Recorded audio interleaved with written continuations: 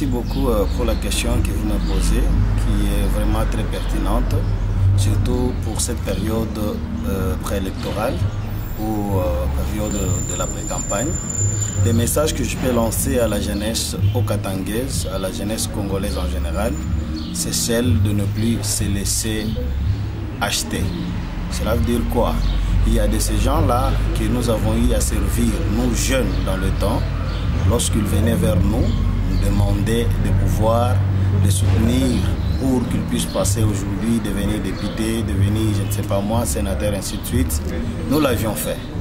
Mais lorsque nous regardons le bilan, nous voyons que cela ne nous plaît pas. Raison pour laquelle je demande à toute la jeunesse okatangaise, la jeunesse congolaise en général, de pouvoir faire un bon choix. Faire un bon choix, ce n'est pas voter sa tribu. Faire un bon choix, ce n'est pas voter son ami. Faire un bon choix, ce n'est pas voter au fait son proche. Mais faire un bon choix, c'est voter ce que moi j'appelle la méritocratie. C'est-à-dire la personne qui mérite. Donc les mérites. Il ne faut pas voter quelque chose ou une personne qui, vous ne verrez jamais demain, défendre les vraies valeurs de jeunes, les vraies valeurs du peuple congolais que nous irons représenter dans l'hémicycle tant national que provincial. Est-ce que la jeunesse devra toujours servir de tremplin électoral ou il y a de l'espoir dans l'avenir? Nous disons stop et puis j'ai dit arrêt au tremplin.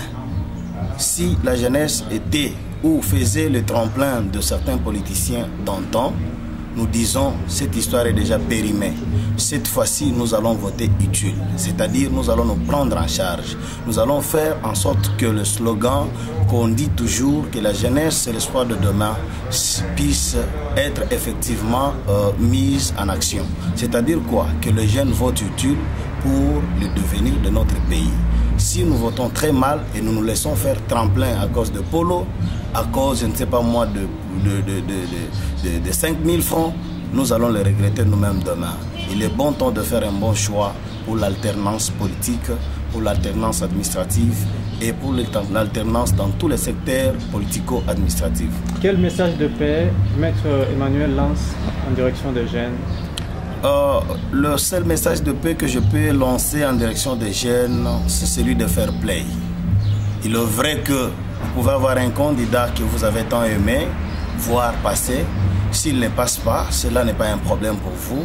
L'essentiel, c'est de pouvoir laisser ceux-là qui passeront diriger et nous allons leur demander les bilans après 5 ans. Donc, c'est le fair play que je vais demander à la jeunesse, surtout cette culture de paix, cette culture au fait d'amitié, cette culture de compréhension. Parce que si la jeunesse ne comprend plus rien, elle risquera de se laisser prendre dans le piège des politiciens périmés. Jeune voter jeune, ça veut dire quoi? Jeune voter jeune, ça ne signifie pas voter jeune en âge. Parce qu'on peut avoir une personne de 60 ans, une personne de 55 ans, mais qui est jeune en esprit. Quand on dit jeune, voter jeune, c'est-à-dire voter le main propre. Voter ceux-là qui n'ont jamais eu à assister ou à participer dans l'affaire ou la gestion de la chose publique. Les gens qui ont encore un jeune esprit, les gens qui ont encore les jeunes pensées et les nouvelles idées pour voir comment on peut essayer d'amener un plus dans le développement de notre pays. Merci. Merci beaucoup.